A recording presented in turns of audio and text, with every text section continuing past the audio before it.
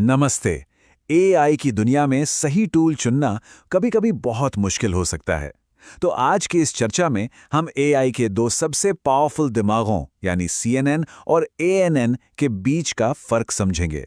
इससे ये जानना आसान हो जाएगा कि आखिर किस काम के लिए कौन सा मॉडल सही है। चलिए शुरू करते हैं। जरा सोचिए, एक मशीन देखना कैसे सीखती है? मतलब एक तस्वीर को पहचानना। और क्या ये तरीका स्टॉक मार्केट की भविष्यवाणी करने जैसा ही है? सुनने में तो ये दोनों काम बहुत अलग लगते हैं, है ना? बस इन्हीं सवालों के जवाब में छुपा है आर्टिफिशियल न्यूरल नेटवर्क्स और कन्वल्जन न्यूरल नेटवर्क्स का सबसे बड़ा राज। तो आज का हमारा सफर कुछ ऐसा रहेगा। पहले हम न्यूरल नेटवर्क की बेसिक बात समझेंगे, फिर एएनएन और सीएनएन की दुनिया में उतरेंगे, उनके बीच के बड़े फर्क को जानेंगे और अंत में ये देखेंगे कि अपने काम के लिए सही नेटवर्क कैसे चुनें। अच्छा, सीएनएन और एएनएन की तुलना करने से भी पहले ये समझना जरूरी है कि ये दोनों बने किस बुनियाद पर हैं, और वो बुनियाद है न्यूरल नेटवर्क्स। तो ये न्यूरल नेटवर्क आखिर है क्या? आप इसे हमारे दिमाग का एक डिजिटल वर्जन समझ सकते हैं, बस थोड़ा सिंपल। जैसे हमारे दिमाग में करोड़ों न्यूरॉन्स होते हैं, वैसे ही इसमें इंटरकनेक्टेड नोड्स होते हैं जो लेयर्स में काम करते हैं। एक इनपुट लेयर जो डेटा अंदर लेती है, बीच में कुछ हिडन लेयर्स जो असली प्रोसेसिंग करती हैं, और एक आउटपुट लेयर जो हमें नतीजा देती है। इन सब का एक ही मकसद है, डेटा में छुपे हुए पैटर्न को खोजना। चलिए अब बात करते हैं हमारे पहले खिलाड़ी की, आर्टिफिशियल न्यूरल नेटवर्क यानी एएनएन। इसे हम एक वर्सेटाइल जनरलिस्ट कह सकते हैं। ये न्यूरल नेटवर्क्स का सबसे बेसिक और आम रूप है। एएनएन की जो सबसे बड़ी पहचान है वो है इसकी बनावट। ये फुल्ली कनेक्टेड होता है। इसका सीधा सा मतलब है कि एक लेयर का हर न्यूरॉन अगली लेयर के हर न्यूरॉन से बात करता है, उससे जुड़ा होता है। इससे ये बहुत वर्सेटाइल तो बन जाता है, लेकिन यही चीज जब बात तस्वीरों जैसे भारी भरकम डेटा की आती है तो इसकी एक कमजोरी भी बन जाती है। तो एएनएन असल में करता क्या है? देखिए, ये क्लासिफिकेशन जैसे कामों में माहिर है। मतलब डेटा को अलग अलग ग्रुप्स में बांटना, या फिर रिग्रेशन जैसे किसी घर की कीमत का अंदाजा लगाना। इसीलिए ये फाइनेंशियल डेटा या कस्टमर के डेटा को एनालाइज करने के लिए एक शानदार टूल है, मतलब जहां भी डेटा स्ट्रक्चर्ड हो। अब आते हैं हमारे दूसरे खिलाड़ी पर, कन्वल्शनल न्यूरल नेटवर्क यानी सीएनएन। अगर एएनएन एक जनरलिस्ट है तो समझ लीजिए कि सीएनएन एक फोकस्ड स्पेशलिस्ट है, और इसकी स्पेशलिटी है विजुअल डेटा यानी तस्वीरों और वीडियो को समझना। सीएनएन को खास तौर पर इमेज जैसे डेटा को देखने और समझने के लिए ही बनाया गया है।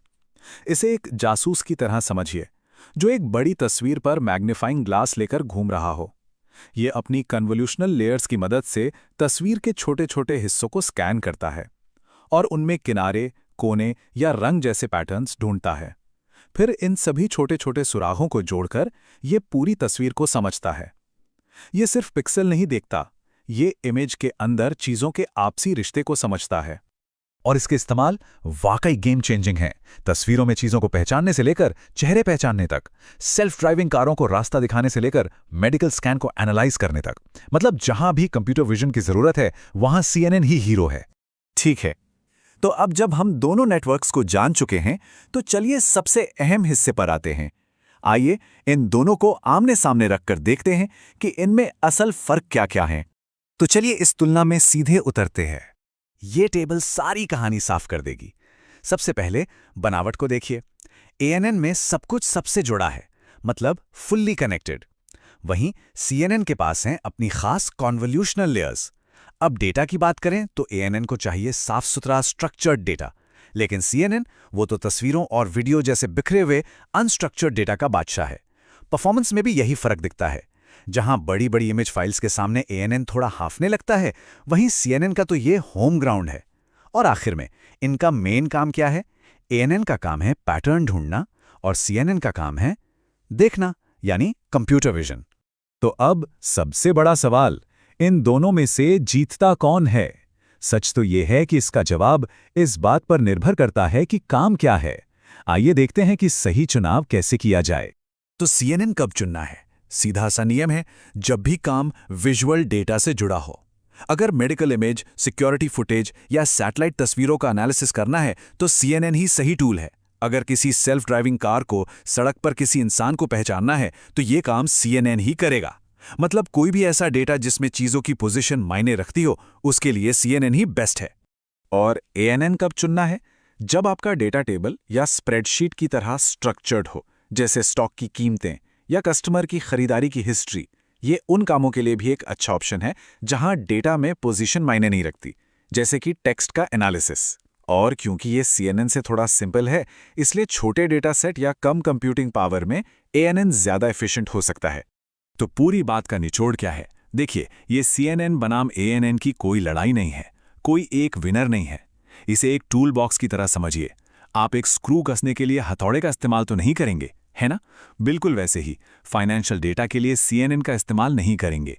बात हमेशा काम के लिए सही टूल चुनने की होती है।